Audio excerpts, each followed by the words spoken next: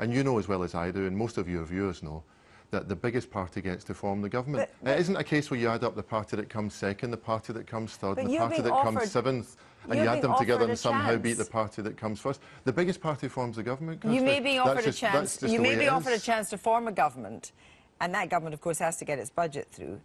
And so, therefore, what you're simply saying is that you wouldn't do any kind of deal with the SNP at all in order to see a Labour government fly.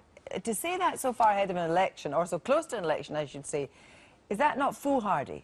No, the fact is that only the biggest party gets to form the government. That's been the case since long before the Second World War, and from well before the time there was universal suffrage in this country, and where all women got the vote. That's just the way elections work in the UK. You don't get to a point where all other parties that don't win the election can come together.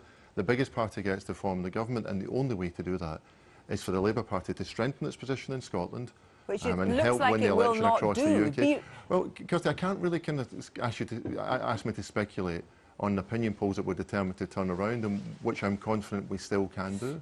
Do you think that in the position where you might be able to form a government, maybe as the largest party, that people in Scotland who voted for you, or indeed voted for the SNP, would be happy to see a Labour government turning its back on support from the SNP, which might keep the Conservatives at bay?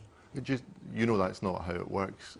Without dwelling on it too much, whoever gets the most seats forms the government. So the only way Labour gets to be in charge is with the biggest party.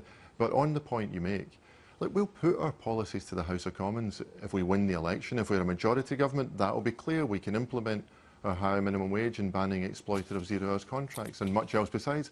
But if we're only the biggest party, of course other parties then have a decision to make. Will they back Labour's policies in the House of Commons? And I'd be puzzled if the SNP then said, you know what, we're not going to back a higher minimum wage or banning exploitative zero-hours contracts. We're going to go our own way and bring down a Labour government again. You older viewers watching this evening will know that that's just what happened in 1979, and Mrs Thatcher followed that, and that's the last thing that Scotland needs. Thank you very much, Jim Murphy.